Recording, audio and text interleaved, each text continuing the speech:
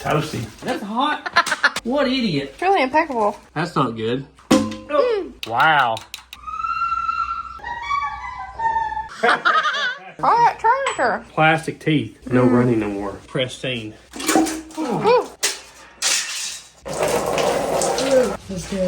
Baffling, isn't it? She's crusty. We do have an issue. Massive difference. Hopefully nobody hit it. That's crazy. Buffalo. I knew it was a bubble biter. Lubrication. They be bubbling. Let her fly. Push it down. No way. Hey, buddy. Keep them safe, Bangs. Oh, right there. Okay. I think it'll work. This is unexpected. Marge the mechanic still stuck. How is that possible? I called it. I think that's our problem.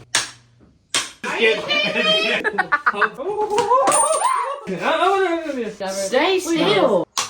Hand. It's like nails on a chalkboard. About had us whooped. Elvis! There we go. Not the livestock. A couple, but This video is sponsored by Thrive Market. Welcome back to the Sleeper Dude YouTube channel. We are going to be building a budget 440 today. This is just your typical small era 440 that you could get for a few $100 at an old motorhome somewhere. These 70s era motors just were detuned and choked down by all the emission stuff. Just only a glimmer of their former glory. And we were planning on building a police interceptor style motor. We're trying to mimic a 383 Super Commando because that's what would have came factory in a 1964 Savoy police car, which is what this is going in. It's a one owner, 4-door car that's in good shape that I always thought it looked like a police car, you know, the white paint and everything. So we're doing a slant 6 to 440 swap. We went ahead and pulled this engine out of the Savoy yesterday and we're ready to build it now. So we've disconnected the 727 from it. It's going to get a stall converter and a shift kit. We're going to fix a lot of issues that 70s engines have. So we're going to put a bigger camshaft in it, new lifters, stiffer valve springs. It's going to get a really cool intake and carburetor. We also got a set of long tube headers for it, so it should really wake up this old tired 440. All the parts for this we got at summitracing.com. We have a list of all the parts that we're using in the description of this video. Without further ado, I guess let's start tearing it apart. Hopefully our exhaust bolts come out all right. I think I will heat up the ones that are studs. The bolt ones, it's kind of hard to heat them up because the threads are, you know, nowhere near you. But thanks for coming back.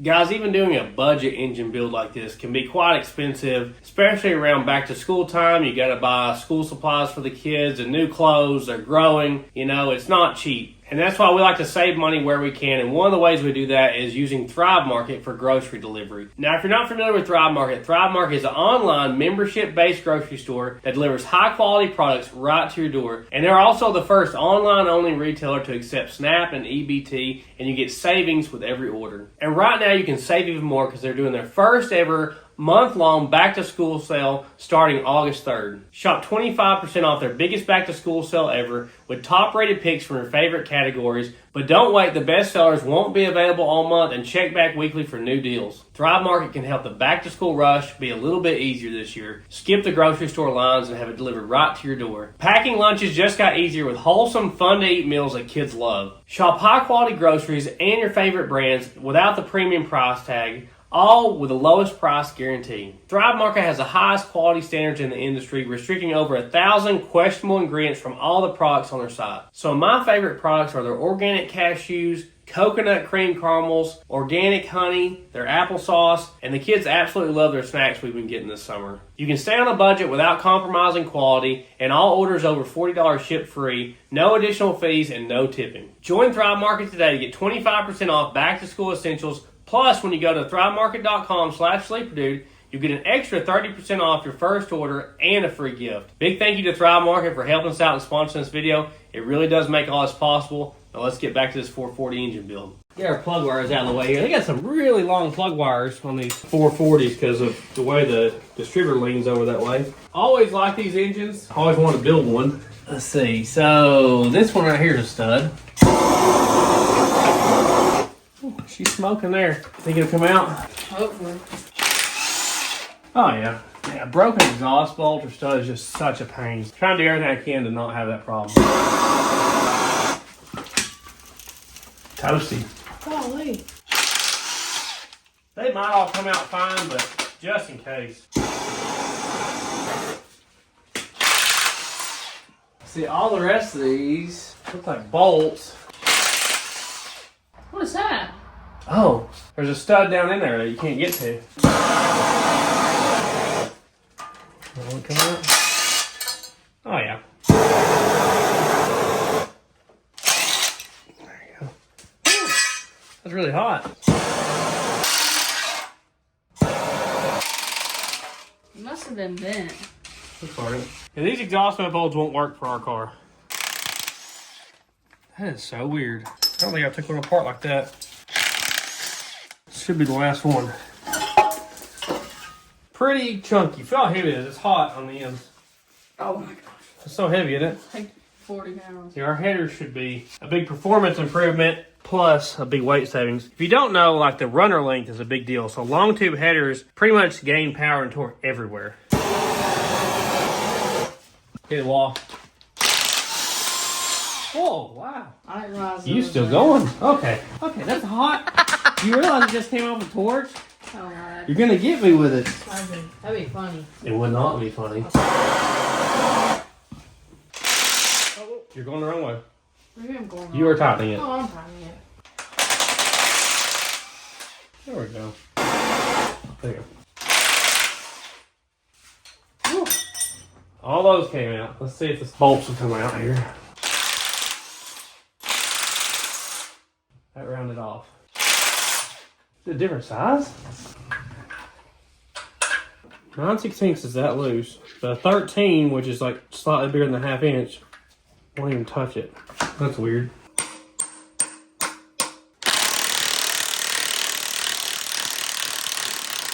I'd recommend trying to get the socket off before you take the bolt out. It's just a lot easier. Ralphie got hot and had to put shorts on. No matter what we say about it being hot or cold here, there's always somebody in the comments like, if you say it's cold, it's like, if it gets to 0 here, they're like, try -50 every day. And then it's like, you say it's hot, it's like 100, they're like, try 140. Yeah, there you go. Looks like it wasn't sealing up too good on some of them. Oh, God, who put this on? What idiot? I'd say it got a little crushed, so it probably didn't help. Wow. These engines are funny, the way the oil filter's up here and the oil pump's right here. Makes it convenient. It's crazy how black that is, considering this engine didn't drive that many miles since the oil change, you know? Yeah. So I want to take this distributor out.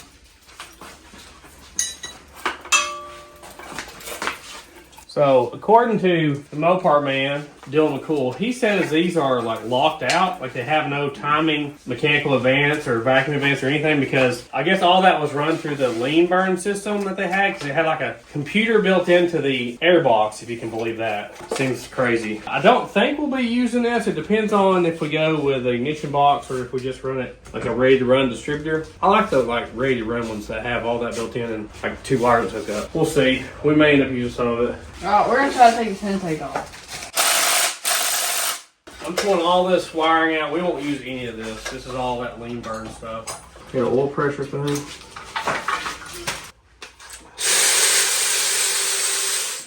Is that a tiny ballast resistor? Looks like it. Look at that guy. I'll keep that.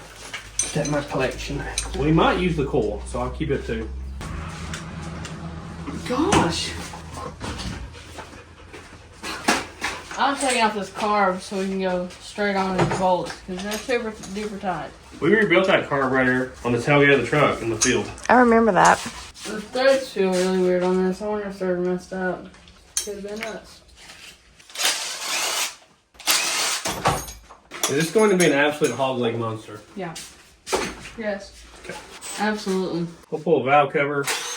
We've never looked in this engine, so. It ran. I mean, Yeah. seemed to run okay. Didn't smoke and jump. It's stuck on there. Give it a... Oh, clean. Those are chunky. Looks good. Yeah. A lot better than stuff we... Ooh. I like how the Mopars have the shaft mounted rocker on. Look how clean that looks. That's really impeccable. It is impeccable. So shaft mounted rock arms, especially the roller top, like the aftermarket ones, that's what basically every overhead valve race engine has, is shaft mounted rock arms. But these Mopars have them from the factory. Ralph? Yeah. Do you want to try to clean this up so we can get them ready to paint? Yeah. That is a booger. Look, it just pulls right out of there. There you go. We've got new gasket set and stuff, so we're not going to be using that. And we'll probably end up cutting some of these little brackets and stuff off because it has so many on it. Yeah. Make it look a little bit better. But it's going back blue. Me and Wah are excited about the fact that it's going to be blue. That's our color. So, Yeah, it is. Is our carburetor ready to come off, Wah? Yeah. Sweetly? What about the linkage? Question mark? I didn't pull it off there yet. Okay. You got to save this linkage stuff if you're ever going to reuse it. Maybe. Ow. What was that? Yeah, we're still hooked over here. The choke stuff.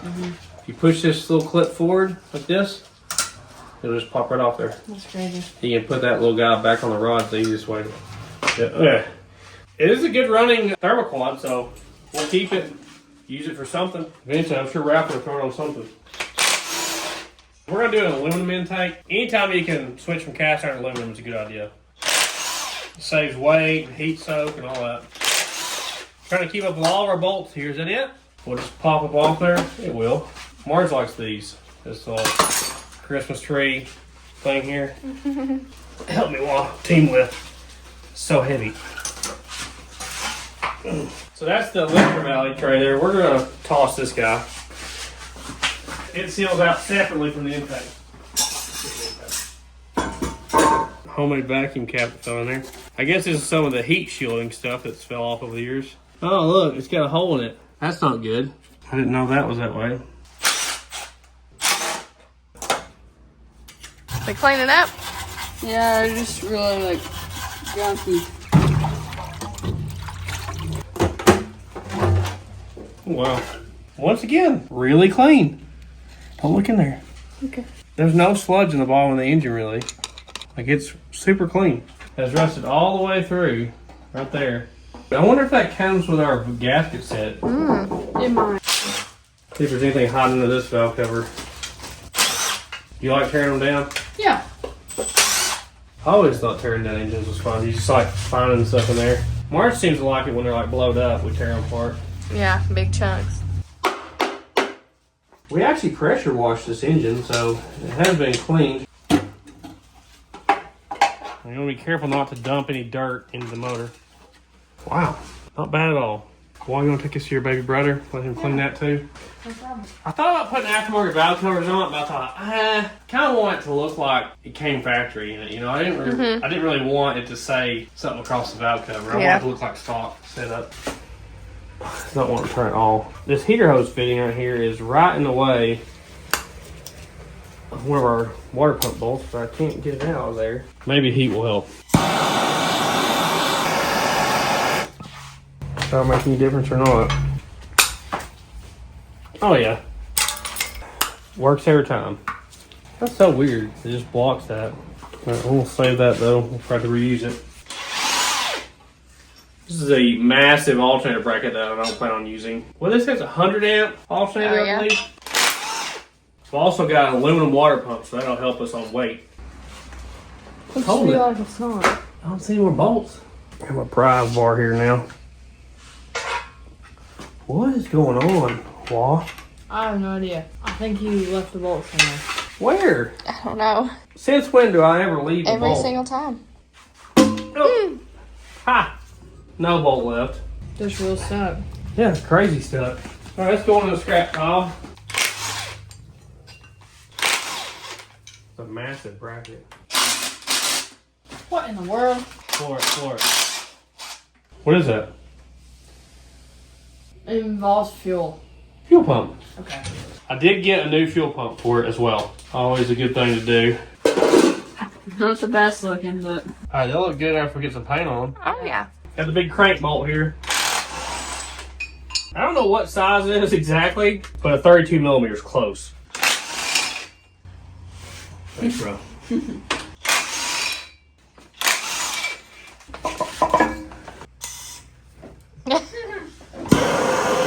And give it a little bit of heat here to help it come off easier.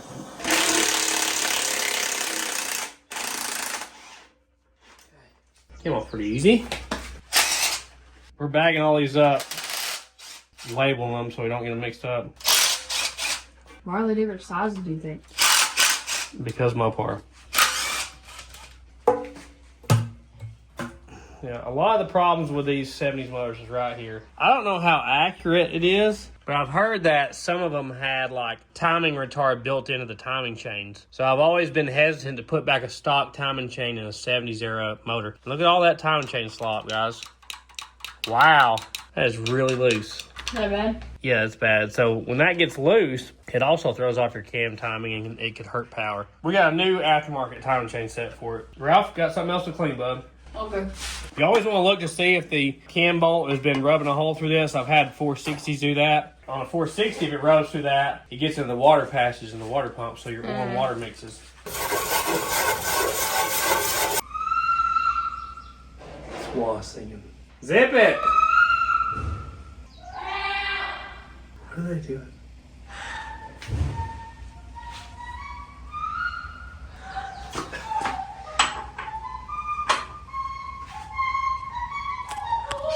It's gonna be hilarious.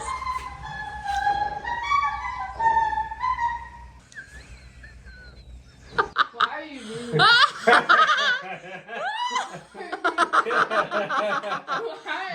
That's not funny. That's so I thought funny. for sure you wanted us to video that. Oh, it's gonna be epic. You really hit the notes there. It's going in the intro and everything. Jesus, take the wheel. We're gonna pull the plugs out of here real quick so we don't have compression to fight against. Got brand new plugs, look at that. You wanna hit one of those notes again? No? It's not gonna happen. Oh, well. No. Everyone wants to hear you hit that note again. What's the problem? Why is it not turning over? What's hit? Oh, it's hitting the back of the thing? You scare me, Dad. I don't know. What's up? This This- thing. If that you take thing. that off, Oh, It's bent. How'd it get bent? it's a really good question. Alright, turn her. Thought the motor was locked up. Top dead center number one. So this looks like a dot there, huh? I think Are they this about is to a dot. intersect? Put your finger right here. Is it? What just fell? There's a finger right there. No finger. Nothing just fell. So is it right Right there. there? Leave Top it. dead center Yeah, number one? leave it. That's a 5/8 right there. All right, well, oh, it just pops off on its own. Alright. She's about ready to come off there, wasn't she? Yeah. So no retainer plate. Look, it's a factory Chrysler part. I don't think that's steel. That's a different. That may be one of those. Looks like it has those plastic teeth. That's another thing that goes out on these. It looks like the center may be aluminum, and then it has polymer or something teeth. Is the teeth break off, and then no running no more. So another reason to replace the timing chain. Clean Oh. it in the valve cover. Yeah, came out nicely. Ooh. We should have a new seal for it as well. So Okay. if you want to sit it with the valve covers, that's fine. Now, if you're going to put this cam back in it, you want to keep up with where every lifter was. So it should be able to come off there all in one thing. Yeah, like that right there. That's nice. I'm going to pull the push rods out. How do they look? They don't have holes in them, right? I don't think they oil. I think it comes up through these rocker shafts. It almost looks like a small block Chevy cylinder head, the way the ports are. The exhaust is also like a small one too. Yeah, it is. All right, you want to grab lifters just like that? Was it whack-a-mole or whatever? Whack 'em off. I'm going to go fast. You'll have to grab them. Oh, boy. Got stalled there. Who can get them? They're not coming out, Dad. They're not popping out of They're there? not, yeah. Let's turn the motor upside down I then. mean, you could hit it with the. The oh, 1-2 yeah. buckle my shoe? Look, Or? just get your finger in there. Okay.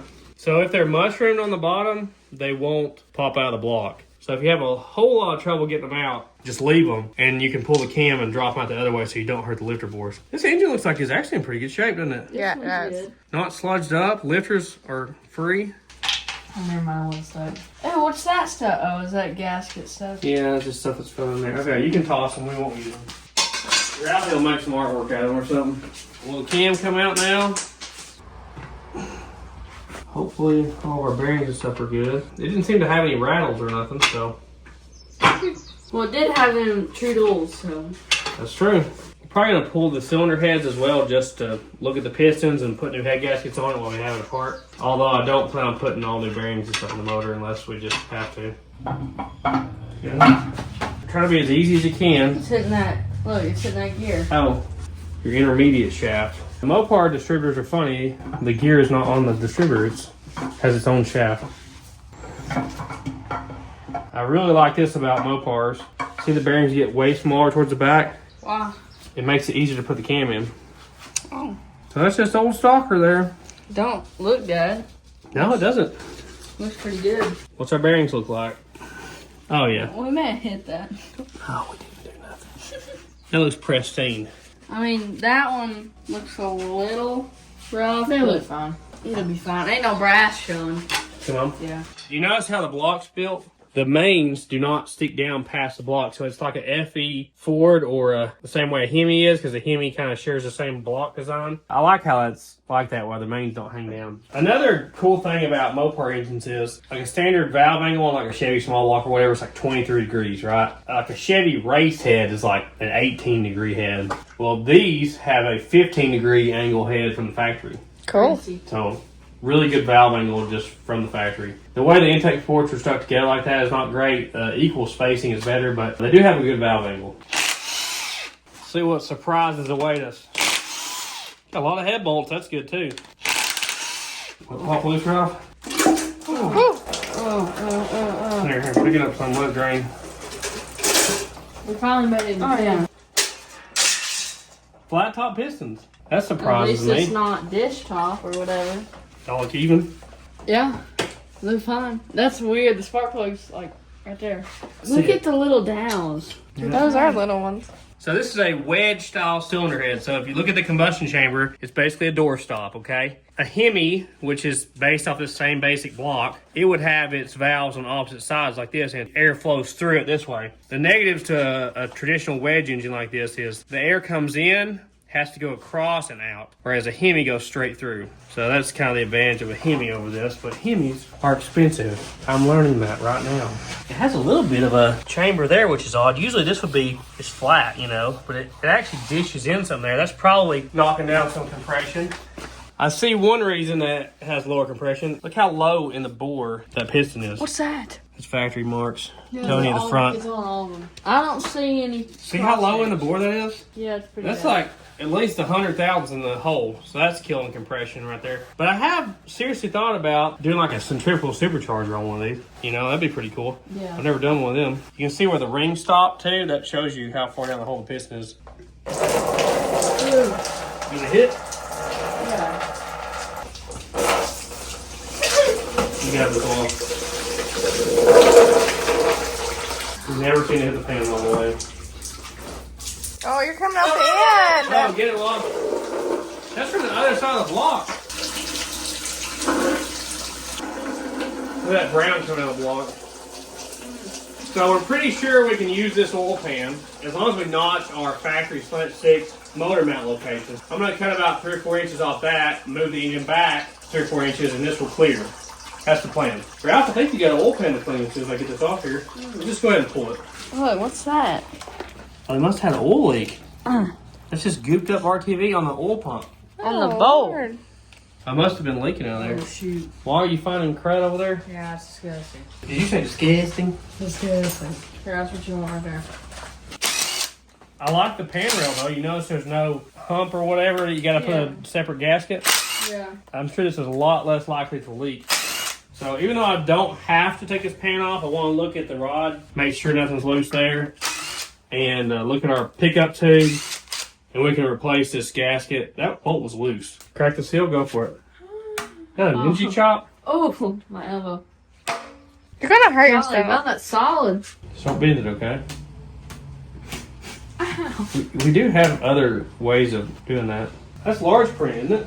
Yeah. There you go. Very nice. I don't want to like bend it, so. Should I just go for it? No, Okay. just keep going around it. You'll get it. Oh, I hurt, I There hurt. we go. Well, it has a piece of blue something in the pickup tube there.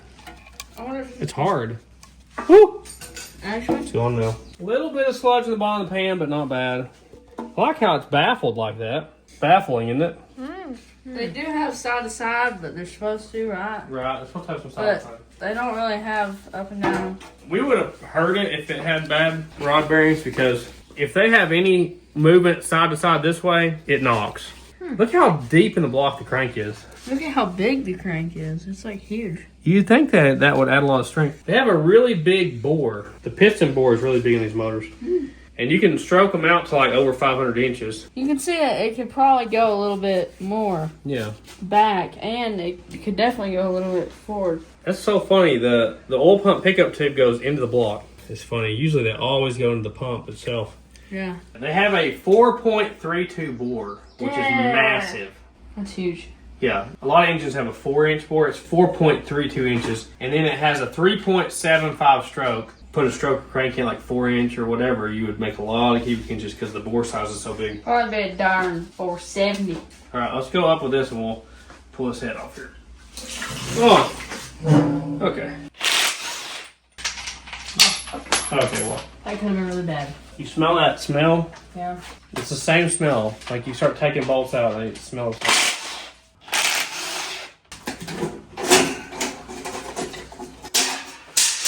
Wow, about took my toe off. Really look even. Pretty big valves. Intake valves look big at least. So it has a steel shim head gasket, which is pretty interesting. Factory Chrysler. I don't think this engine's ever been into. Everything I've seen looks like all factory stuff. What's our piston tops look like? Good? I don't know why. I expected it to have dish top pistons. But I guess they didn't have them. Like you can see the imprint of that gasket right there. It's been on there so long. Well, let's flip it over upside down just to let everything fall out of there. We'll get Ralphie cleaning up some parts for us. I don't think I'm going to do a rear main on it. I think I feel better with whatever the factory did over what I would do. Sometimes you change them and then they leak.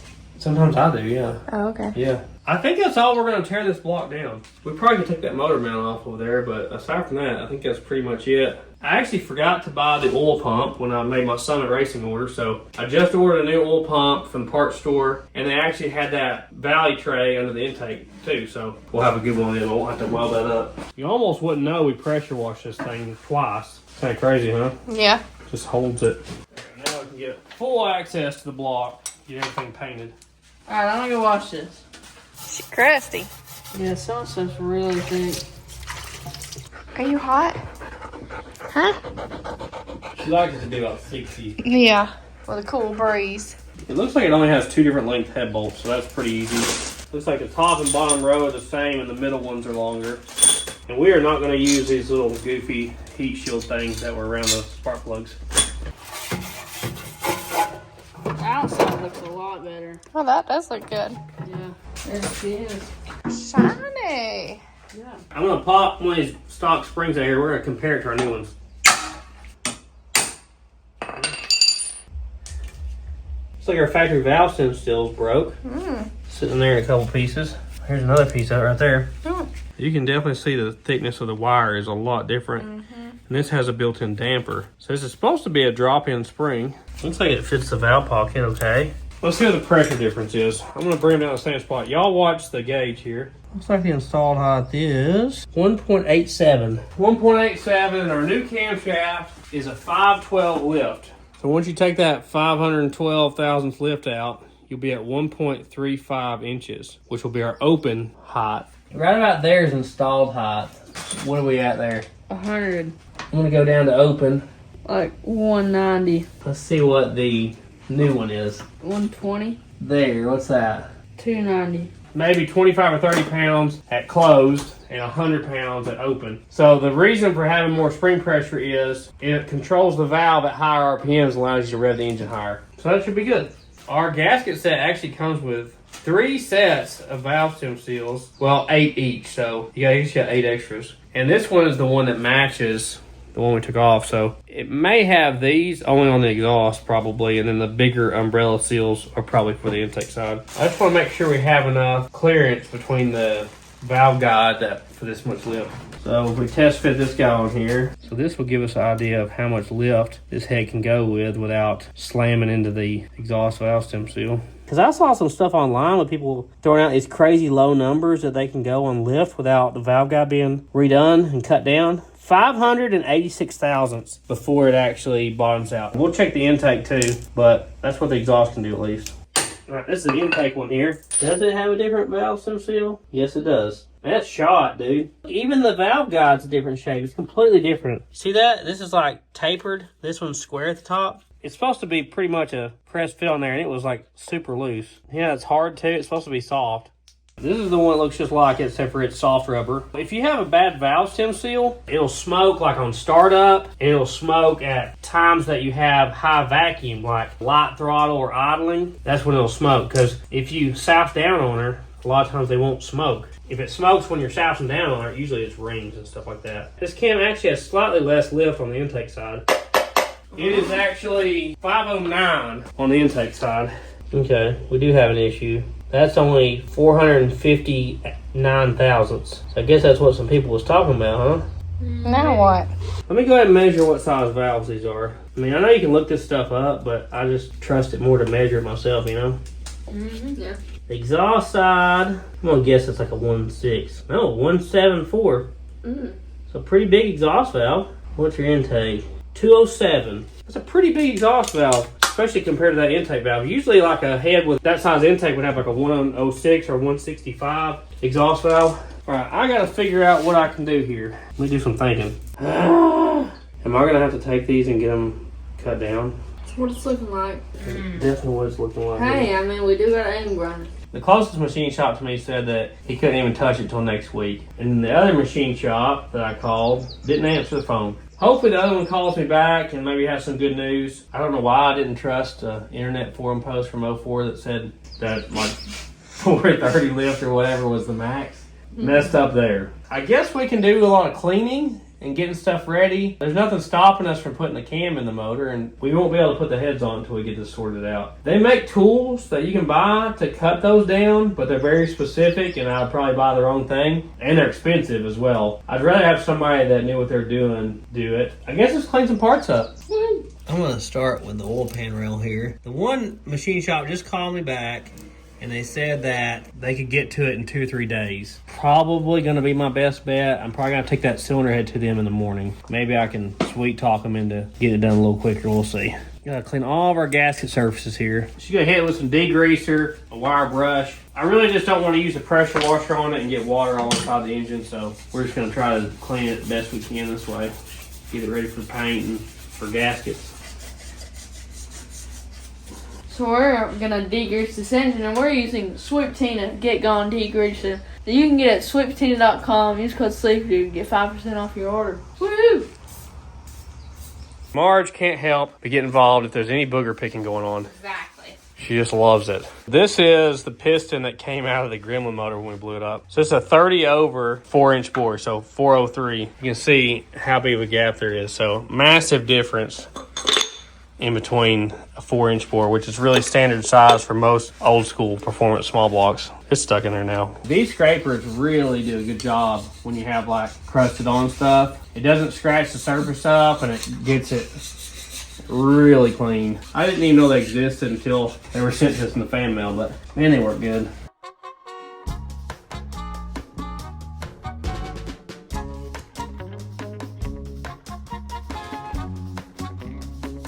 So I'm tearing down these heads because they asked if they were torn down or not already, and I thought probably would get it done quicker if I just tore them down, you know? Look how broke all the valve stems are. Now, it's probably me slamming them with this, you know? But they should be rubbery and not break. So I'm just going to go ahead and take all the valves out and just get everything ready for them. I can drop them off in the morning. Maybe they can get them done in a day or two instead of 2 or 3. I don't have one of them fancy air-powered valve spring tools. I'm marking the valves where they came from. I'm punching those numbers onto each end of the cylinder head. That way we don't get this mixed up. You don't want to move them around really unless you're doing a valve job. This end of the head starts with a 1. So we punched a 1 in this end. We'll know that the number 1 valve goes there. Then I'll punch a 7 in the other end. Some of these are being pretty easy to come out, and some of them are kind of stuck. Seems like it's more so the exhaust valves. This is going to need a little persuasion. We need more machinists. It's not enough people getting into that profession. See,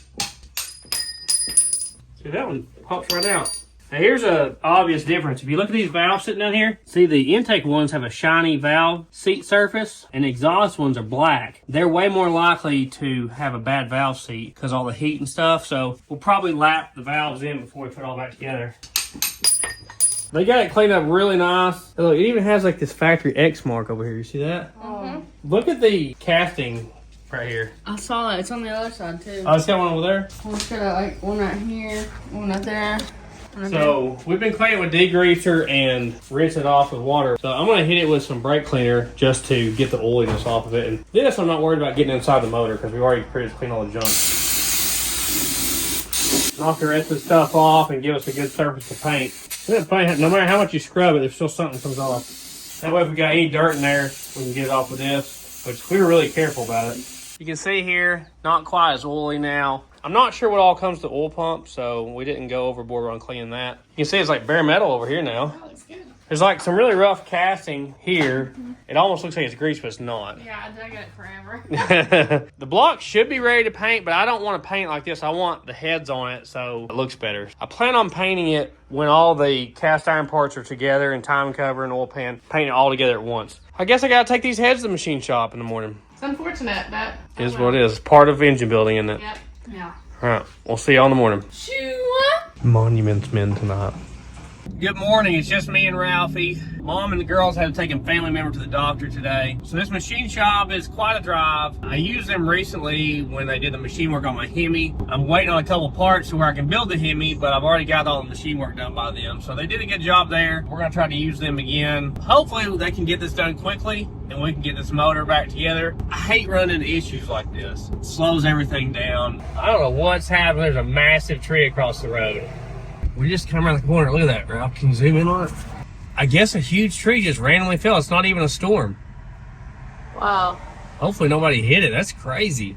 Yeah. This must have just fell. Yeah, we saw people getting over and slowing down real quick, so. Yeah, this may mess us up getting back home. We may have to go some crazy route to get back home. It's all the way across all these lanes. Wow. I don't have a chainsaw on me. That's crazy. Picture. It's crazy. Oh, it doesn't look like anybody hit it. Yeah. These people really don't have a way to get through. Did these cars hit it? Oh, they hit it. Oh, it hit her windshield. She got glass. Oh, it hit her windshield. Oh, man, that's crazy. All right, Ralph. Going into a real machine shop.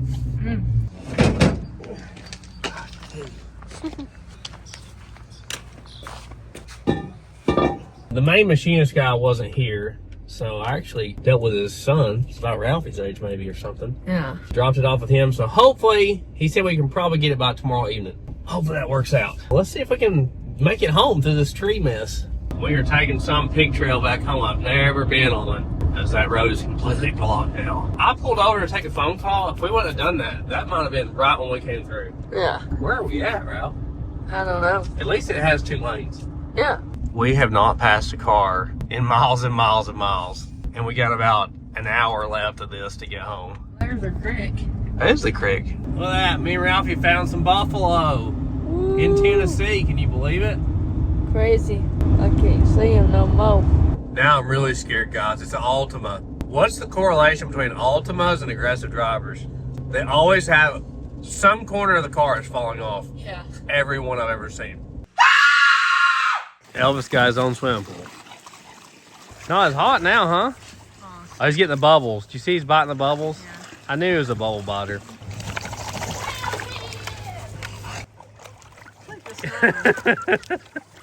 Yeah, just keep doing that. You'll catch them. Merchandise available at thesleepdude.com. We have hoodies, t-shirts, hats, key tape, keychains. We have paintings, stickers. We've got new shirts. We have metal artwork. Only available at thesleepdude.com. She won. Well, the heads did not, in fact, get done in a day or 2. So they lived there while we were going on our trip, and I called them when I got back. They were ready. So went and picked them up, and we're about to measure them and see how much valve clearance we have now. Because we know we need at least 512 lifts, right, guys? Yeah. Yeah. They definitely remember the lift. On the intake side, we have up to 571 lift without an issue. So we're really good there. And we have 622 on the exhaust. So everything should be solved. And the machine shop recommended that I upgrade to these newer style valve stem seals here. He said these are a lot better. So that's what we went with. So they cut it down to the shape for them, and they went ahead and put those on there for me. Now we're ready to put the cam in this motor, and I'm probably going to go ahead and lap the valves in so I know they seal up good. If I would have known they were going to be at the machine shop for like 3 weeks or whatever, I would have had them do a valve job on them while they had them, but I didn't know that. Wall, you want to be my valve grounding helper? Sure, yeah. They really did clean the heads up good. Yeah, they look nice. If you're wondering what this cost, the cleaning process was $100, and the cutting these down was $140. So it's $240 to have this done. So it's not cheap to go to the machine shop. That's why I usually avoid it at all costs.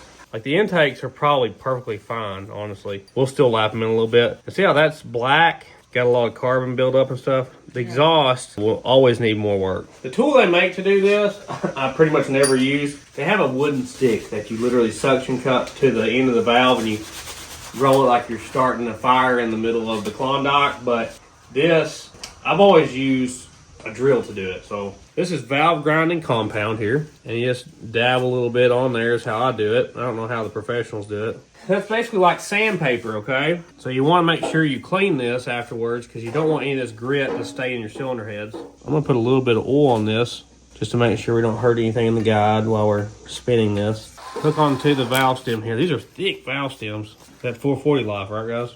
Yeah. And then I spin it. Let's just make sure it has a perfect seal to the valve seat. There's no leaking. You even do this after you do a valve job just to make sure it's a perfect seal. The intake side looks so good. That's probably plenty actually. So there you go. See how nice that looks? I'm gonna clean the carbon off this with a wire brush real quick. We're gonna make sure there's no grit left in the cylinder head. We'll clean it and spray it off and stuff. I probably should have done this before. I'll probably do it before on the other ones. And my drill battery died on the first one. Look at how nice that looks now. Looks great. Basically a brand new valve. Did you forget about the gasket? Yeah. The rest of it looks pretty clean. We're using our Bear Spray brake cleaner. Link in the description. So Bear Brakes makes their own brake cleaner now. That way we know it's clean. Now that this one's done, I'm just going to put a little bit of oil on the valve stem, put it where it goes. We'll put the valve springs on it when we get done. The exhaust valves are undercut a little bit, which increases flow. That's pretty cool. Let's see how big of a difference it makes on this exhaust one. See how much nicer that looks now? Mm-hmm. It's shiny now. Valve seat in there. So we'll have a good sealing surface. It should last for many miles to come. We just want it to have some lubrication on the startup, you know.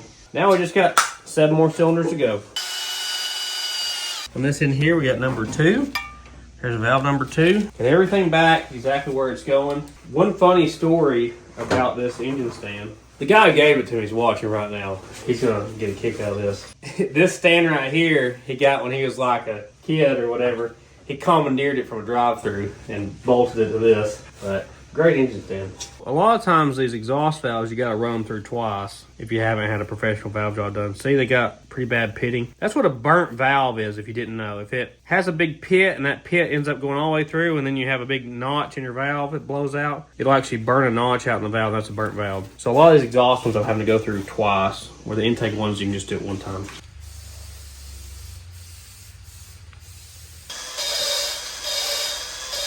It's just like sandpaper. It's like sandpaper in a tube.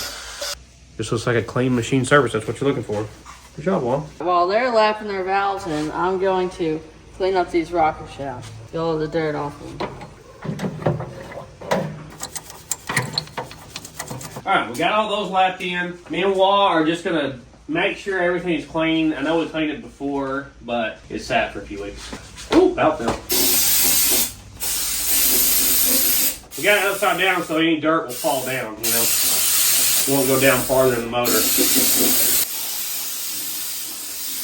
We got these push rods here, and you can see they're all gunked up. That one's got a clean spot. So we're going to set them in the ultrasonic and let them bake.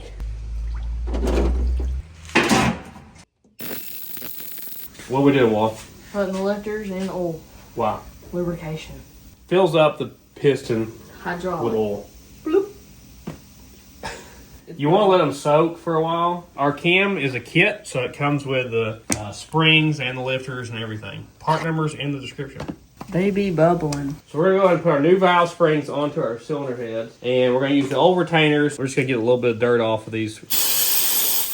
So having the extra 25 pounds of closed pressure and the extra 100 pounds of open pressure will be helpful. This is kind of on the high end on valve pressure on open. The internet says don't exceed 330 and we're at 290. So we're on the higher end, but that's good. We get all the RPMs we need, right? Yeah. For all the rip'ems.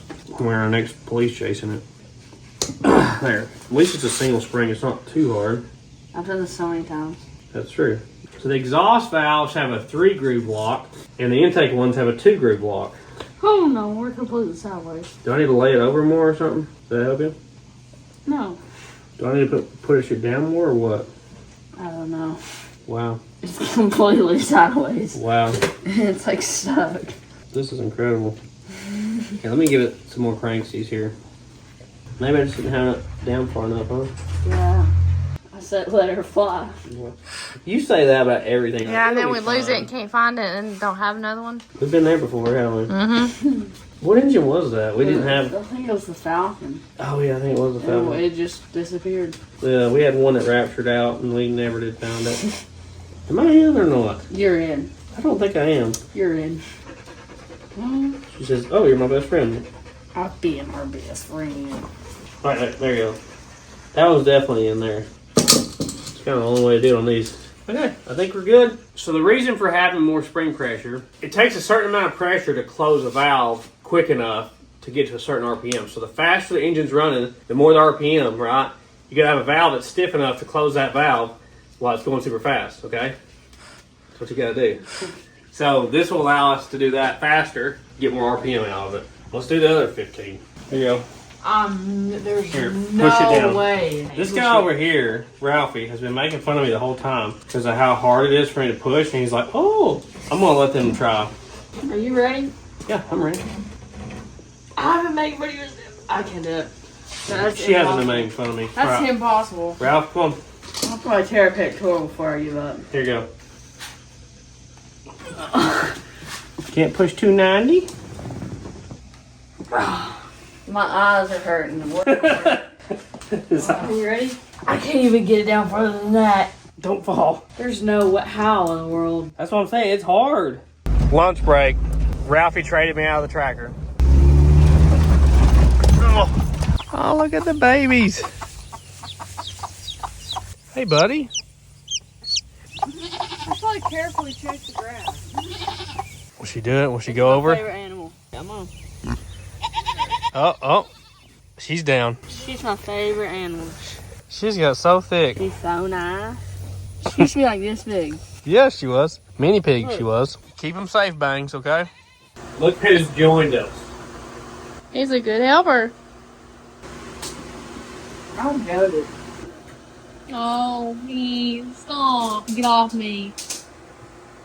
These triple groove ones are not fun. I don't even know why they have triple grooves. I mean, even race car stuff has like a triple groove. So finally, there we go. We got all them together. It takes more time to build the cylinder heads, it seems like, than to do the motor, you know? Yeah. That's a pain. It's even more of a pain if you have double valve springs. I couldn't imagine if you had triple valve springs. Let's put the heads on the motor. I got a 7/16 14 tap here, and I'm going over the head bolt threads. It's always a good idea to do that. It gives you a proper torque reading. If the bottom's full of junk, the bolt can actually stop and not even tighten the head. So run over these real quickly. We're cleaning the block and the head surface one last time just to make sure it's good and ready. You really want this to be clean, guys. It's pretty much your most important gasket in your engine. Yeah. I mean, your oil pan gasket, it's bad if it leaks, but it'll still run. If this leaks, you get water and oil. Yeah. It's hard to tell how much water you need in your oil. And you're losing compression too. Come on. We're comparing our head gaskets here. These little holes here are extra in this new one, but there's nothing to block there, so I think we're good. I think we're going to coat these head gaskets just for good measure, since we didn't have the block for head resurfaced. I'm going to put some Hylamar on it. We've had good luck with it. We've used it on several engines. I've heard good things about it. It's very expensive, though. This little can's like $40. But you put it on there, you let it tack up for like 10 minutes, and you're good to go. You know, set yours down. We gave it time to dry here. I'm really surprised it says flat top pistons. If you didn't want to deal with a machine shop on your heads and swapping out valve springs on it, the way to go is to buy a set of aluminum heads and just throw them on it. They're ready to go. Issue with that is it's quite expensive. If you bought aluminum ones like Edelbrocks or something, you basically have heads that flow better than a ported factory head, and they're half as much weight, and they're ready to go if you got the money to do it. We just didn't have it in the budget on this one. Here we go, Walt. Lubricate our threads a little bit here, just so it threads in nicely. 2 rows of short ones and a row of long ones in the middle. That's threading good. Yeah. There you go. Just double the weight of the block. Okay.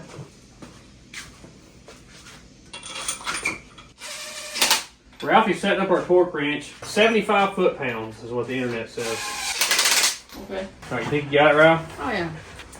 Did it click? I don't know. There you go. There.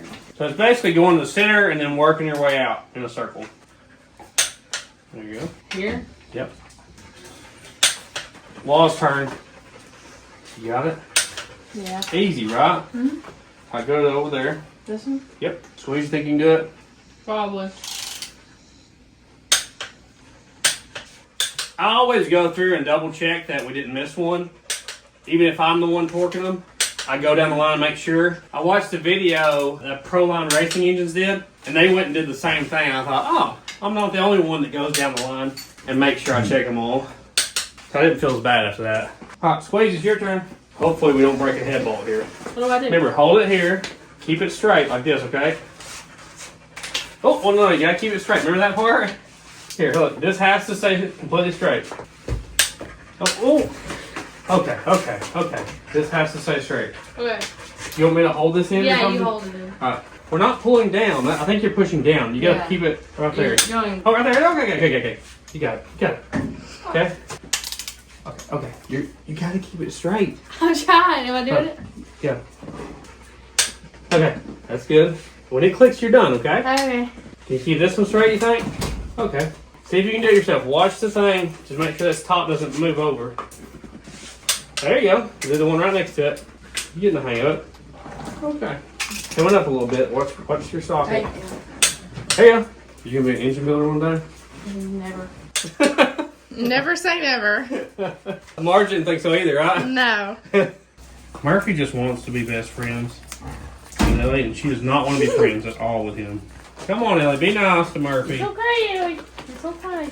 We're going to throw the cam in here. I'm going to go ahead and put some assembly lube on the bearings. I like to go all the way back through here because, you know, a lot of times you might wipe off some of the assembly lube when you're putting it back to the motor. On these engines, it's not so likely because the bearings get much smaller towards the back. So that's a nice feature on these.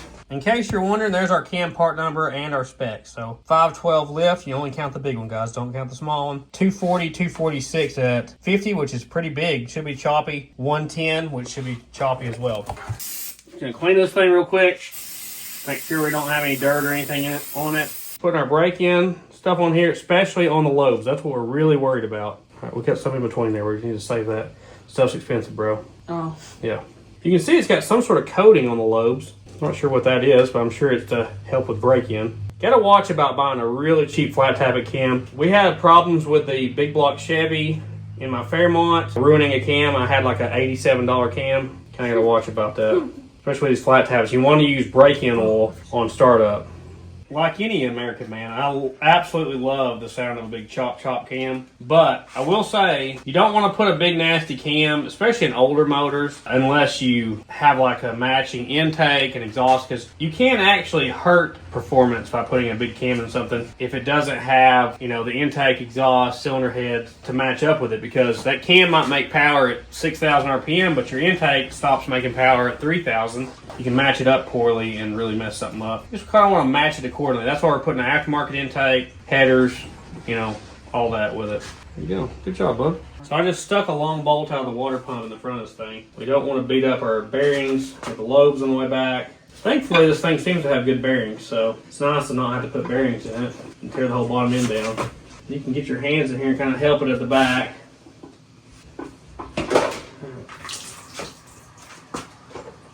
Wow. Come on. What am I doing wrong here? Well, spot me. Because there's already crank and rods in it, it's a little bit harder. Let me get a better bolt in front of this. So that is a 7/16 bolt.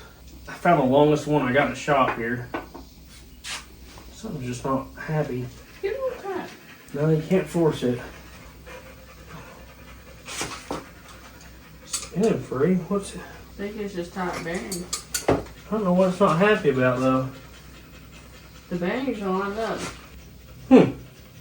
Something's not lining up right, is it? Okay. What do you want? I feel like I'm picking up pretty good. Yeah. I mean, the old cam wasn't stuck in the block, you know? Maybe it just needs the tiniest little persuasion here. I think it was moving. Ooh. Ooh. Why is that tight like that? It was not wanting to go.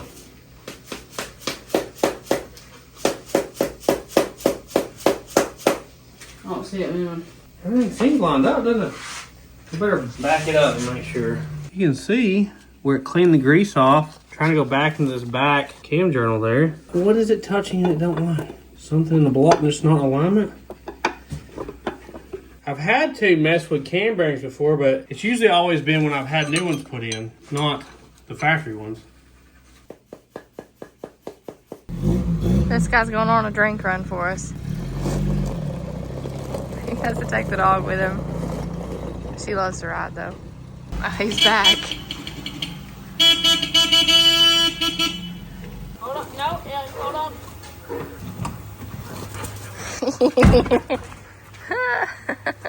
I pulled the cam back out. Looks to be having issues possibly with either the third one or the fourth one. The fourth one, I see the most marks on. All the oil holes line up. Let me measure the difference. Our factory cam, the back journal is 1.747. This one is 1.748.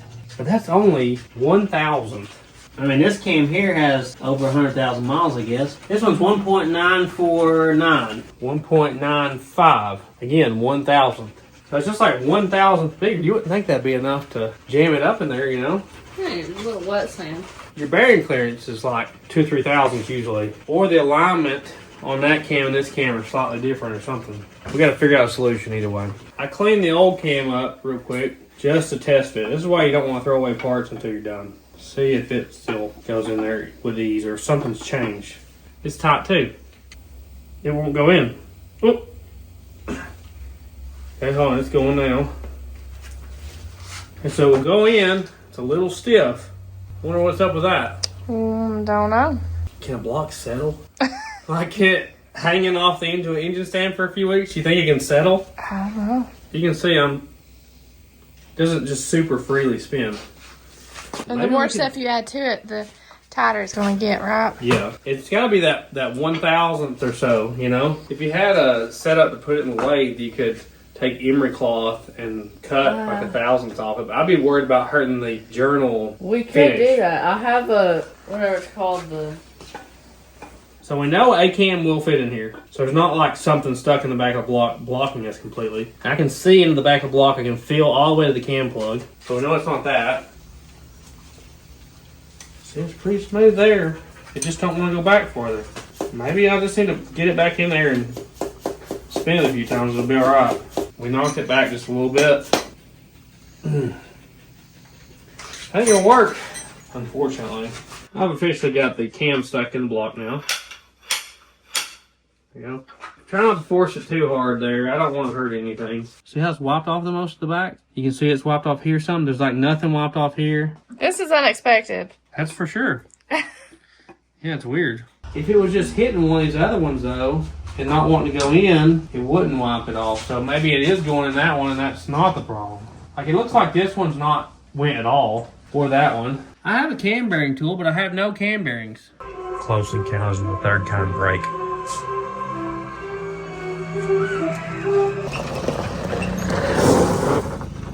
What's wrong with him? After a little dinner break there, a lot of times with stuff like this, it's good to like walk away from it for a little bit instead of just forcing something. I ordered a new set of freeze plugs so I can get this back plug here, and a new set of cam bearings from Summit Racing. I should have them probably in 2 days. This is just part of engine building, unfortunately. It's just like you run into these problems. But even this stock cam, like I'm saying, it's still tight. Like I'm pushing. Like that's tighter than it should be, which is odd. So I think I'm going to knock the back plug out and maybe the back cam bearing out and see if that back cam bearing is our problem. Because if the cam's free at that point, we'll know. I got the cam bearing tool. I'm going to try to knock that back plug out. Tell me if you see it moving or anything. It's moving. So you just flew out of that. Now, also give us access to see what's going on there, you know, with this bearing. Tell me if you feel like a groove where the cam's chewed into it or anything. You feel anything weird? No. I think Murphy would do that all day. All right, I got my cam bearing tool locked on that back one. I'm going to try to knock it out. It's moving. I hate getting this deep into them. We had to do this on our last Mopar we built. On the engine for the motorhome, we had to put cam bearings in. Remember that? Now that we have that out of the way, will the camshaft fit without binding? There's the bearing. I mean, it still looks pretty good. Does it fit the cam? It's kind of tight, but it does go on there. But we don't know that this is the problem one. Yeah, it could be. Well, it also could be the block squeezing it. Let me throw this guy in there with no cam bearing and see what it does. Still tight, even with that back one out. Are you sure it's not like your gear hitting something? No, it's not. It's not the gear. I guess we'll just take them out one at a time. See what's up. I redid the math on this cam. There's 2 of them that are 1,000th bigger than the stock ones, and the other ones are like half a thousand. Since this has different size bearings, I gotta change out these guys right here. This is just like the cheapest cam bearing tool you can get. But what little bit I've used it, I've had great luck with it. Let's knock out the next one, I guess. See if that makes a difference. You see it? Oh gosh. Oh yeah, I see it. This would be way easier with the pistons and rods and crank out of it. That's the right way to do it. Come on, get out of there. Is there a way you can turn it to get out? I couldn't get it turned sideways to fall out. Don't worry guys, Marge the mechanic is on it. But I think I can get it really easy. There's just not enough room in there. See, we're trying to get it through that gap there. There you go, okay. Allen wrench. Looks like it's been digging into it right there to me a little bit. It's not scarred up though. These are your holes for your oil passages, so you have to line them up perfectly. Let's try the cam end again. Is it still gonna be tight? This is crazy. It only has 3 cam bearings. And it's still tight. Still don't want to go in. That was not it. I think it's this front one. It's not going in at all. So the problem's not where I thought it was. I definitely thought it was in the back. Okay, let's keep pulling cam bearings, I guess. We're having to use a socket and an extension to get in there because we can't get a wrench in it from the bottom because the whole bottom end of the motor's still in there. I hope we don't have to end up pulling the whole bottom end out. We have to pull the heads and everything back off and start over. Try it again. That don't look too good there. Look right here. See that indentation? I'm gonna make another bogus prediction and say, I think it's gonna go right in now. So what, it has 2 now? 2 cam bearings, yes. Still stuck. I think you should try and take the front one out first. Just 2 bearings. That's crazy. How is that possible? Well, guys, I don't know what's up. I guess Ralphie was right. It's something up here, huh? That came out easy. There's like hardly any resistance to taking it out. I guess we're gonna test it with 1 bearing just to see if like this front one's too tight and that's the whole problem maybe. I think it's that front bearing. I called it. I think that's our problem. It won't even go through it. That is wild. See how tight that is there. Oh, we just got too tight of bearings, I guess. That 1,000th difference. And maybe this is a reman motor. And I talked to Dylan McCool. He said he had this problem once with a 440 and they had to take it to a machine shop. Same scenario. Pulled it out, pulled the stop cam out. Stop cam worked. Put the aftermarket cam in it, and it was too tight. And they had to have the cam bearings like honed out bigger. His was a reman motor. I don't know if this is or not, because we haven't had like the main bearings and stuff out of it. Usually that's where you find out, you know. So maybe ours is a reman motor, and sometimes they do really weird things when they're reman motors, like they undersized or oversized things, you know. Maybe that's it. Why you want to knock out this last cam bearing? Sure.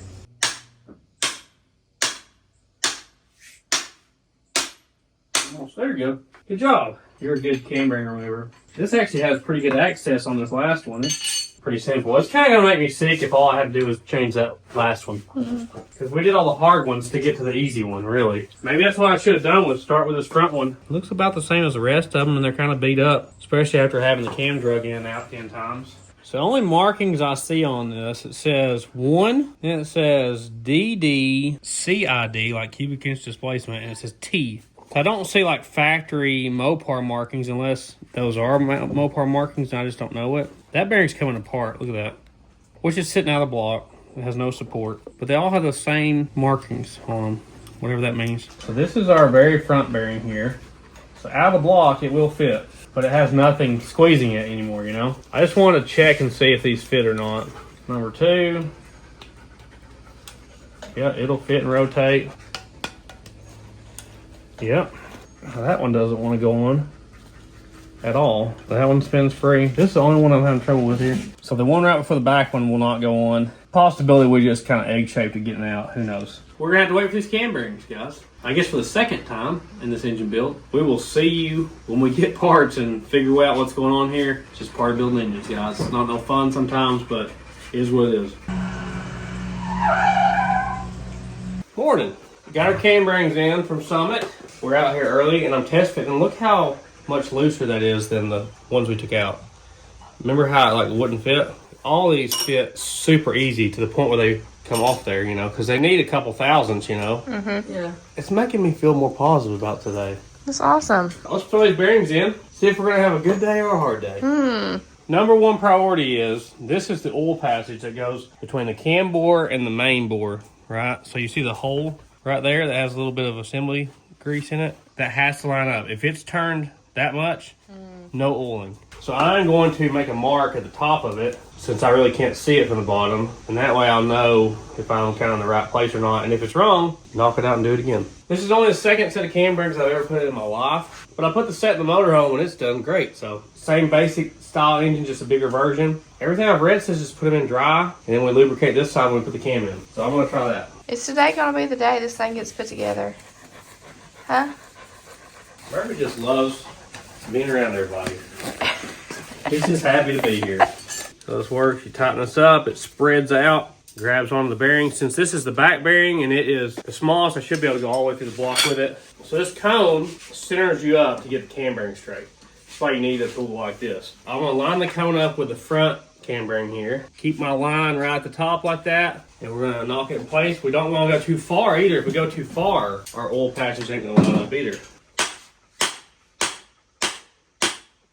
So we want to keep this cone centered up in the front. I think it's starting to go some more. Just like nothing. Let's stop right there. Then you just loosen this guy up, which is going to be a problem in here. Or I do it with the extension of the socket. Does it line up? Yeah. We went slightly too far. I should have stopped when I first said it. Oh. It's not perfect, but that'll definitely work. I'm going to test fit the cam only once we get another one in, you know. That way, every step of the way, if we have a problem, we know it ahead of time without putting everything in and wondering which one it was. This is going to be a slow-moving process. We're going to set up a time-lapse camera, and we'll get back to y'all when the cam fits in this motor.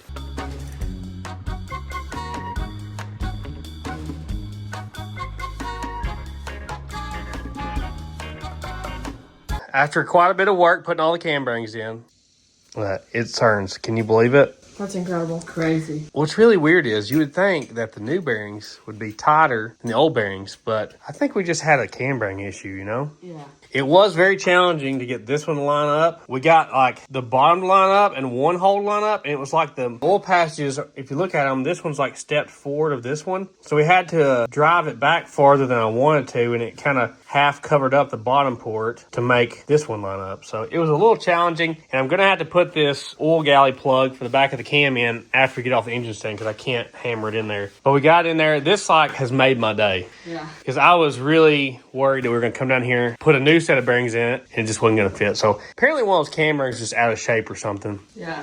The second one made me a little bit nervous because it was loose going in. It was not hard to move back. Yeah. So Marge and Squeeze had to go to the eye doctor. Our plan is when they get back to act like it's a disaster and we're going to have to take it to the machine shop or something, okay? Good idea. That'll be the plan. So we're going to put our distributor drive in here. It's a Mopar, so it's weird. Look at this, though. That is so beefy compared to a small block Ford. Yeah. Like, you ain't never going to twist that guy off. We got everything lubricated up. We re-cleaned and re-lubricated the cam as well. So that goes down into the oil pump and interfaces with the cam. It's just an intermediate shaft between the two. Was driving out in the field in Ralphie's tracker. Video her. She's literally spinning. What are you doing? She goes through stages. She wants the pinstripe today, so she's looking for glass.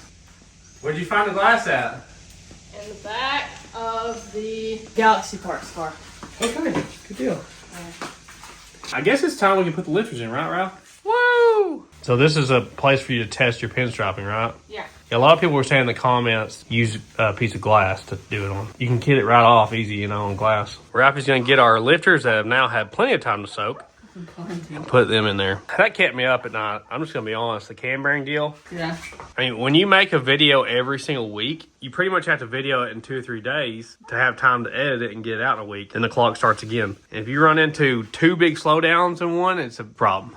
Going in easy? Yeah. So we have some actual break-in oil to put in it. You really need to watch about your spring pressure and use break-in oil on a flat tablet cam and follow the procedure. It's kind of scary. You hold it like 2,500 RPM and keep it there for like 20 minutes. With a loud car, it's even scarier. Yeah, and pretty much every one I've ever done got hot during the process. Cut to the Fairmont. So that thing is completely full of oil now. I'm going ahead and lubricating all these valve stems here. We're going to put the push rods and rockers. So the push rods do not have any oil in them, so you don't have to blow them out or anything. All your oil comes from this one cam ring back here, straight up through these tubes into right there, fills up the rocker shaft, and then pours over onto the springs. So we've had our push rods in ultrasonic, so they look much better. I'll clean them off with some brake cleaner. If they're solid on the inside, that would make them stronger, you'd think. Yeah. Throw our old push rods in here while you figure it out. Kinda, yeah. So everything that's metal on metal, I like to lubricate it. And I prefer like a paste style rather than like an oil because it sticks around longer. So I'm just gonna put it on the tip saws. They actually make spray, Ralph. Have you ever seen that? No. They have like spray to assemble engines with that's kind of like this. I've never used it though. Try to do this like a pro here. Whoop, whoop. Got all these push rods lined up. There's none of them that are even close. I'm excited to hear what this thing sounds like. Yeah, I'm sure it'll sound good. Between all this and putting like a stall converter in it, you know? Yeah. It ought to be like, well, obviously it was a slant 6 car, so it's going to be way faster than what it was. It's not a super heavy car either. I wouldn't think it's super heavy, no. Pretty stripped down. It'd be like gutting a new car that size, you know? Yeah. I like shaft mounted rocker arms. Skill wall. Good practice. Ralph, you know what I was thought about? What? I probably should leave these loose.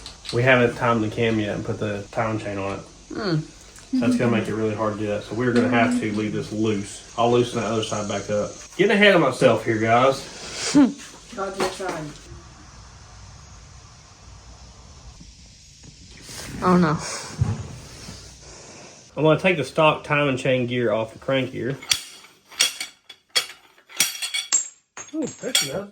That disappeared. This is just a stock style timing chain. We have a new one here from Summit Racing that's got a double roller. We probably won't be using it, but it has all these different options. You can see you can retard the cam up to 8 degrees, or you can advance it up to 8 degrees. So the way this works is, since we're going to put it 0, is our plan. We're going to put it 0 on the keyway, and then this is our pointer. So if you want to, say, retard at 2 degrees, you would put it on the keyway here, and this would be your pointer. But that's different than the normal degrees, right? It's not ignition timing, it's cam timing, yeah. Yeah. That's what you mean. Here's our keyway. We're gonna line up a 0 right there. And I'll drive that thing on there. I need probably a big driver to go over this. This will work eventually. Just take forever. There we go. Okay, we're gonna rotate this around where the dot's pointing up. Oop, too far. Right there. And our cam one has a dot right here. Are you making a custom color? Mm-hmm. Yeah, the red really overtook the yellow. Yeah. Trying to make orange? Mm-hmm. Oh, it's getting lighter. I got some ultra sleek on this. So the chain has some lubrication. Where's our dot? There it is. Should be right like this right here. So our cam's gotta rotate a little bit. We're gonna have to rotate the cam around. Go this way just a little bit like that. Is it gonna be enough, Ralph? No, not at all. All right, our dots are lined up. Our pins lined up on the cam. Should be good right there. We did put a dab of Loctite on this. Anything that rotates in the engine, I always put Loctite on it. Torque that to spec right there. Yeah. Now we can tighten down our valve train. So there's no adjustment to these. You just set them and forget them here. And if it's wrong, then you've got to get shorter or longer push rods. Looks pretty good to me. It's got a little bit of preload on them, which is what you want. Not too much.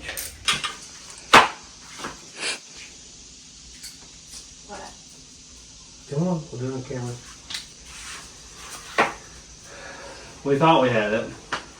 What? But then when we did this front one, It's I'm just kidding.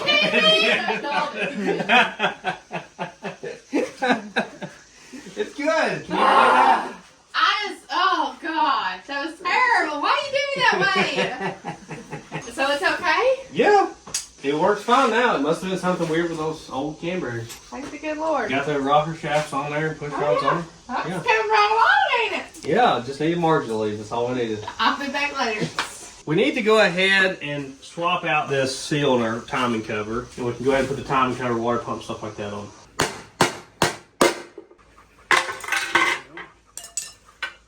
Clean this up and press the new one in. You're drilling, bud. You're drilling, bud. He just loves. And he's calling me. Here you go. This is what he's hoped for his whole life right here.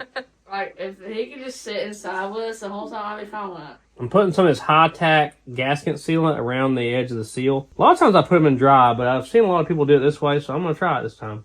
You just want to drive these in straight and even. And a cheap seal and bearing driver really helps. I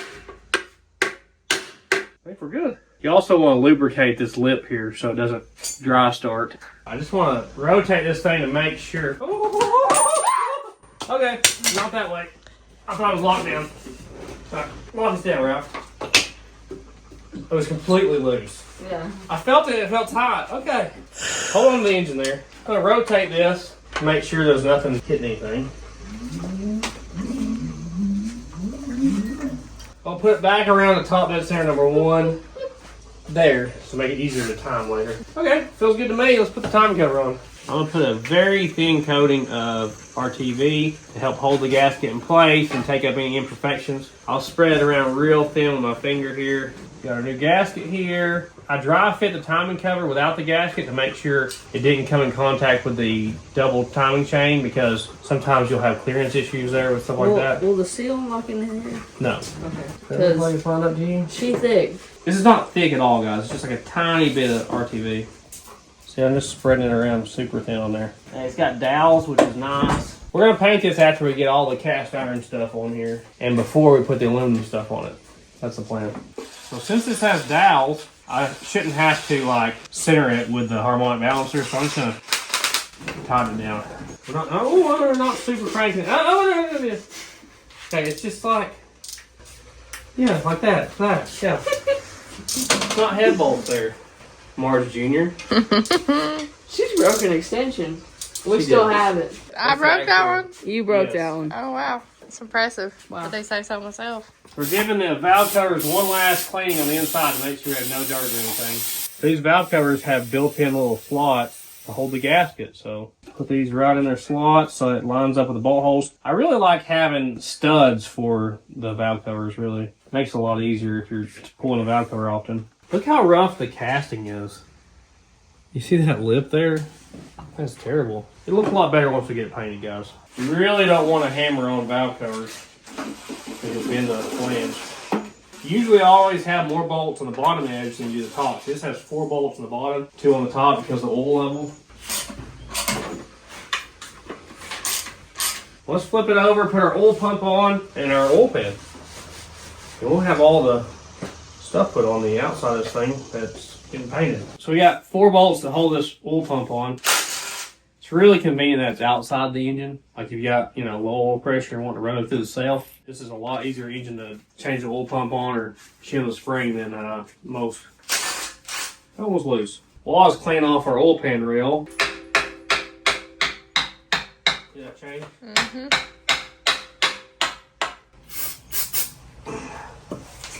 There it is. You can see the gears in there. That's how it pumps oil. I think I got it good for you. Thank you. No problem, I know. I've dogged on my dogs. I clean off the old gasket here. It's pretty stuck. I flipped the block back over so that any of the gasket material fall down towards the ground instead of getting stuck in it. This bulb is the check engine light, and it's missing. So is that and that. Do you have that. Do you have any bulbs to replace it? I don't know. I'll have to just match it with this. Ooh. Look at that machine work, Ralph. Coarse, isn't it? Yeah, they're trying to get them done quick. I mean, it's pretty smooth though. We got a new O-ring on this. You always put oil on an O-ring. I'm going to put a bolt in here too, just to make sure our gasket doesn't walk around on us. We can't really pre-lube this the normal way, can we? Because the cam has to spin. We'll have to pull this intermediate shaft out to pre-lube this motor later. So it has like its own little piston that goes down here. Oh, is that still on the gasket, Margarine? Sure. Nope, it wasn't. Oh. There we go. Now we're lined up. So we saw a bunch of RTV on the old oil pump. Look, this bolt is just coated. So it must have been leaking oil somewhere around the oil pump. I don't know what that's about, but hopefully this new oil pump will fix all that. I don't know why that big long one was loose. I wonder if that was their leak. Maybe. Okay, oil pan time. See how this timing cover gasket intersects with this? So we're going to trim this off. We don't need that extra there. That right there. Same thing, I put some RTV, especially at the joints, like at the front and back of the engine. I really like the way that this oil pan gasket works, though. How it's flat all the way around. Stay! Still. Are you struggling? Thin bead, son. Stay! I'm gonna stretch it out. It's the thickest bead I've ever Stay still! It needs Hold to be, it! It needs to be thin, guys. No, I wanna Yeah, that's more than we need. Yeah, you Yeah, go this is too halfway much, around the too other much. side. Up there. Let go. Let go. Up there. It's nice that we were able to use the original pan. I didn't think we were going to initially, but according to my measurements, this pan should work. We got all of our bolts here. We bagged everything up, so hopefully we have the right bolts for everything. It would have been nice to get one of those bolt kits, you know, with all new bolts, but it didn't happen. Snug them up with the impact, and we'll tighten down my hand. I'm going to go ahead and spin the oil filter on there just to keep anything from getting in there. We might even paint it with that on there, honestly. It's coming together, Marge, finally. Yay! Ralphie cleaned up our harmonic balancer here a little bit. We're going to slide it on now. Putting oil here for the seal. Let's see how hard this thing's going to be to get on it. That right there. Oh, hand. That's going in pretty easy, huh? Yeah. Okay, I should be able to pull it up with the bolt now. We'll get it at the exact torque spec. See it right there. 6 bolts in here for this guy. Ooh. It was really rusty. Ralphie wire wheeled it, so it'll be fine, right, Ralph? Yeah. It's getting heavy. Cleaning everything up, just make sure we don't have any oily prints on this or anything. Try to get it super clean with a brake cleaner here. We're gonna put some paint on this thing. I think we got everything on it that gets painted now. We're gonna paper off the intake area here. We're putting a new intake on this, just to make sure we don't paint inside the engine, right, Wall? Right. I thought I got this thing cleaned up. It's right here. It's really crescent on. Everything's been cleaned off and taped up. So the color is Chrysler green. And the only way I found that out was Dylan McCool told me. I was like, what color is this? I was looking at the Super Commando 383s, which would have been the factory police motor hog leg for this year. And he's like, yeah, I don't know why they call it green. It doesn't really look green once it's painted, but He says this is the color. So, y'all want to paint this thing? Yeah. We got 2 cans. It's too expensive to buy 3. So you don't have to cover it in one coat, guys. You know the deal. I like that color. I had to order that. I couldn't even find it at the parts store. Doing good, doing good. It's pretty. Yeah. Oh, there's the painter herself. You want to try to paint? Yeah. Come on. Just try not to run, okay? Yeah. Wait, do I paint that? You don't really have to. Just paint the metal stuff, okay? There you go. You're going over the dipstick every time, though. Kind of go around it like this. Yup. Oh, God. Okay, you're running it, you're running it, you're running it. Here, try it up here. Looks like the factory ran it, too. Yeah, this is factory runs right here. Let me turn the paint booth on here. We got a little mini paint booth now. Second coat. Trying to make it look nice and shiny and wet looking. I'm not focusing so much on the oil pan because, one, you'll never see it. Secondly, we're limited on our paint. So we probably should have bought 3 cans. Probably, yeah. Especially if you're going to paint the intake and all that, which we're not even doing. Cleaning up the water pump pulley. Yeah. Third coat, it's all the paint we got. Try to make it look good, Ralph.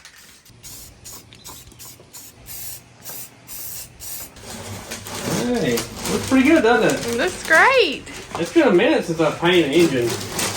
Usually we just throw them in there, you know, the way they are. Right. The Lord made them. Time for water pump and the intake manifold. I'm the only one that's seen it. I got my brand new intake gasket. Has no holes in it. Kind of funny how it has a metal intake gasket, huh? Yeah. That's awesome. So I go like that. It says to RTV everything. I just wanted to dry fit it and make sure it looked correct before I did that. So I'm going to RTV around all the intake ports, all the edges. That's what it says to do in the directions. You want to see the intake, guys? Yeah. Yeah, I'll see it. Well, here's our carburetor, first off. So we got an Edelbrock here. It's a 600 CFM mechanical choke. That's big. Look, it comes with a fuel filter. Woo! I don't think I've ever bought a brand new Edelbrock. I've had an Edelbrock on a car, but I don't think I've ever bought one new. So there's that guy. Here's the intake. Yeah. I kind of knew it. He's been like, Dad, what's that other carburetor in the box over there? I'm like, that's for a Here, different here, project. So I've been the whole time acting like we weren't getting a dual quad intake. You always have to have a surprise, Oh don't you? yeah, it has to be a surprise, yeah. There's actually 2 carburetors? Yeah, it's dual quad, Okay. dual 4-barrel intake. Yeah. I found this box and I was like, hey, what's this for? You can't hide nothing from It him. was like right outside the door. He's so too. nosy. I told him it was for the Hemi, so. Well, this is sitting there with the valve covers on. Oh, yeah. That's awesome. So, dual quad intake. You know, have 1 and then 2. So, we're going to have 1200 CFM. Are you sure that'll fit? Oh, yeah. It's made for it, son. Edelbrock intake, Edelbrock carbs. That's gonna look nice. Oh, it's made for okay. It reminds me of my dad's car. My dad had a 63 Impala with a 409 and dual 4 setup like this. I don't have a breeder set up yet for it. We're going to come up with something there. So they made the 426 Max Wedge. It had dual 4s, but they're like off here and they like cross ram it intake. goes like, Yeah, ooh. that would have been cool, but that intake's like $5,000 or something. Yeah, it's so really expensive. that's going to look awesome though with the headers and this. That is looking sharp. Yeah, it does look. It's I probably mean, the best. sharp. Looks I think great. the Grim one was the best. It'll be a little harder to do linkage and fuel line stuff, but it'll be worth it. Yeah. We got our thin coat of RTV. Now we're going to start the front and back Oh, hold on. install plates here. Ralphie painted for us. Totally not still wet. I've almost never let anything dry before I install it. Yeah, like you're still wet. It's kind of basic, isn't it? Like it looks like something you made. Bruh. Sorry, I didn't it came do out it. wrong. We're learning Mopar things with this one, you know? I love the color. I do too. I don't think I've ever put on an intake that had this set up like that before, but I like it. Seems like it'd hold the boost in, you know? Yeah. Being a lower compression engine, it would be perfect to put like a centrifugal supercharger or something on it, you know? Yeah. Thought about that. That big block block. I found some new bolts because it was freaking me out to put the old ones in here. Looks like we should have painted a little bit right here. We'll go back with a brush or something, huh? Right there, Ralph. Okay, it's got a little gap. It'll press it down, don't worry. It only has 8 intake bolts. Cross third to the next side. You can handle that one. I don't ever worry when I'm putting that Edelbrock intake on because they're all made in the U.S. I've never had one that had any problems fitting or anything. I just feel a lot better when I get one of them instead of you know, a knockoff. I'm gonna have to get some carb studs. I got some little bolts right now. That'll work either way, but studs make it a little bit easier to install and keep the gasket in place. It's always something I forgot to buy. Since this car has no power brakes or anything, we plugged both back ports, both front ports, and these two. And we'll probably have to end up uncapping one of these for the distributor when we get to that point. Oh, this is exciting. I remember helping my dad put the carbs on his 409 when he built it. We built it in an apartment parking lot that we weren't supposed to be working. He used to come out there like every day and get on us. Like, you know you're not supposed to work on the car out here. Oh yeah, we're almost done. We're like rebuilding the engine in the apartment parking lot. I'm surprised it wasn't in your living room floor. I'm sure the parts were, but the engine was never out there. Doesn't this look awesome? Yeah. You like the dual 4 barrels? What's that? These guys. Oh. So you look down, there's 4 holes in them. Okay. So it's a 4 barrel. It's got 2 of them. I It's like like, the paint. yeah. The silver. What are they for? Let it air in. Now you have the headers here. Now obviously we can't final install these, but obviously we want to see what it looks like, right? Yeah. I think this is your gasket. So these are Hedman headers. Yeah, factory studs, so they just kind of hang there. It always looks so cool with the headers hanging off of it the on the headers stand, just don't make it? look better. I'm just going to throw the distributor in there, even though we'll have to pull it back out later to preload the engine and stuff. Hold on. I'm sure this will be responsive. Yeah, with 1200 CFM behind it, it ought to be. All or nothing.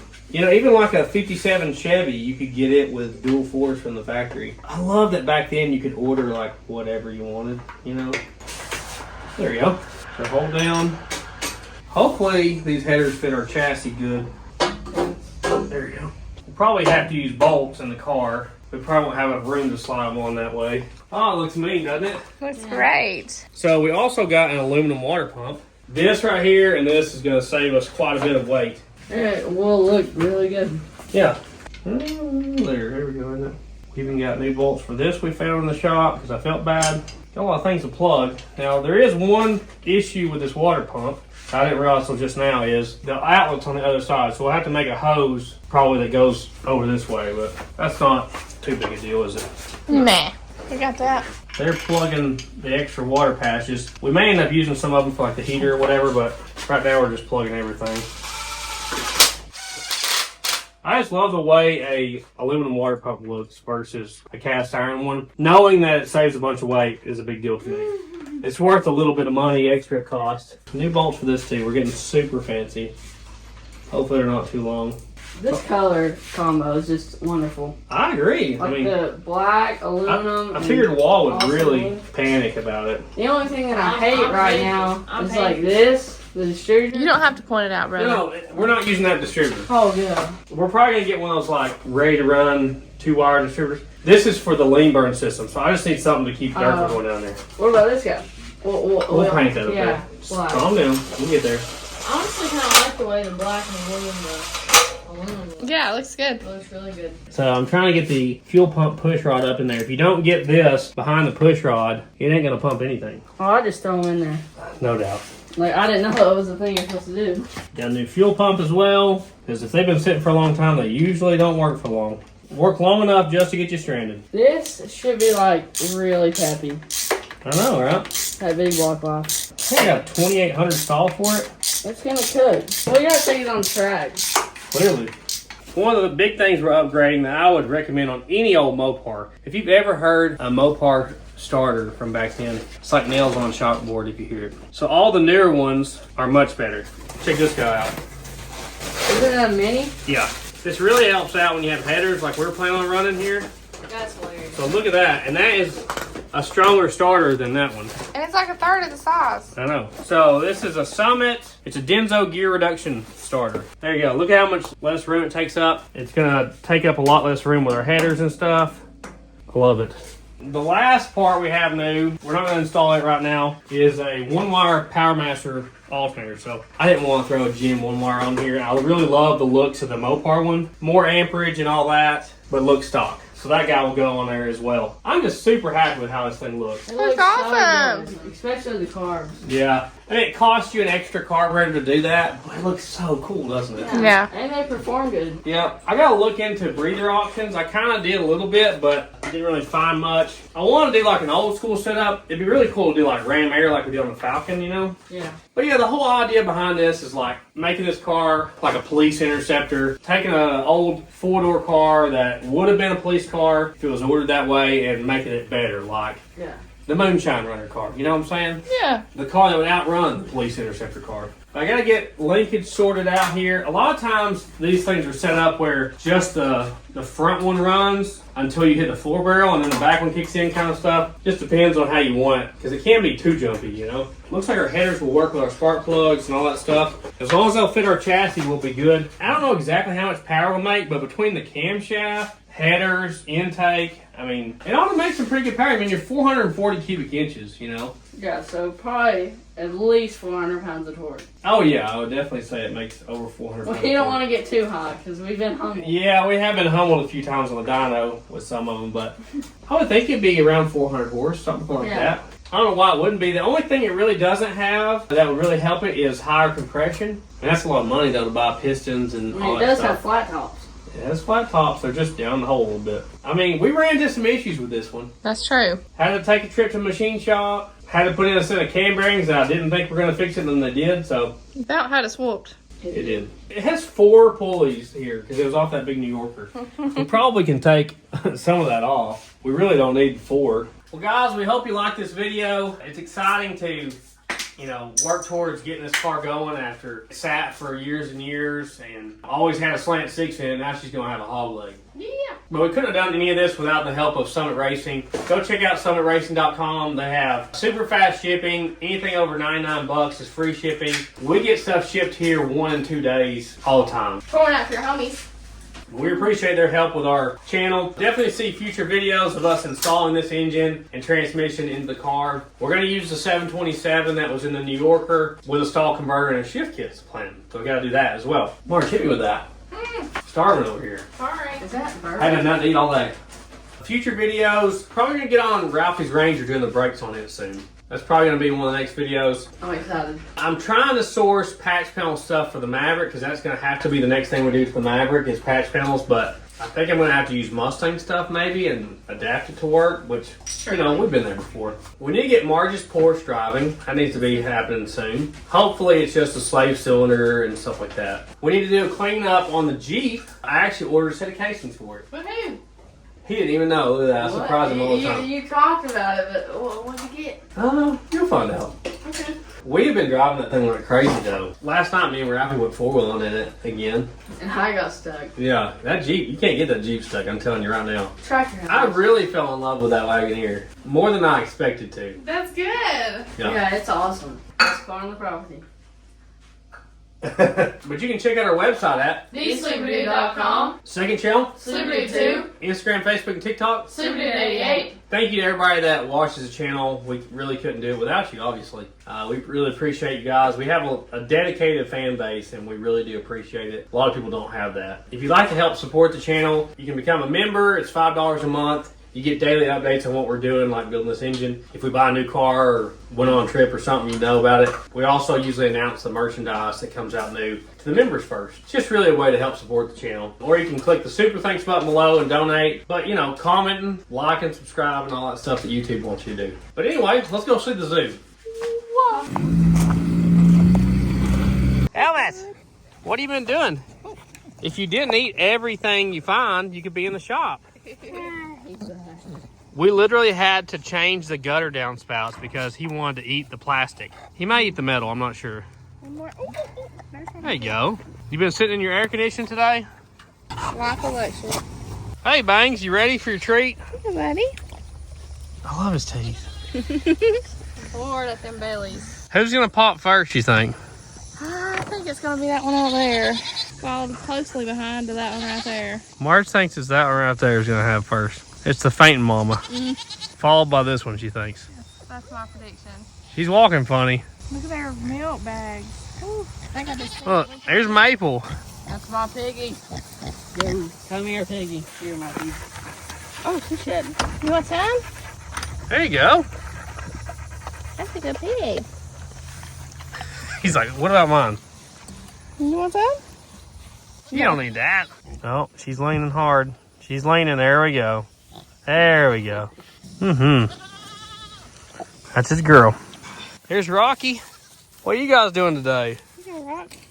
Stay in the shade. It's hot. George, not the livestock. There you go. Everybody gets a snack. Where's the piggy at?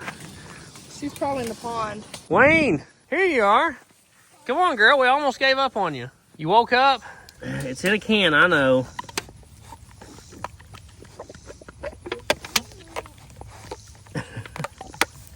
That's good. She's been missing that. And remember, GSAs. Dollar General saver, 7 miles. Woo! A couple of it. That'd be 440.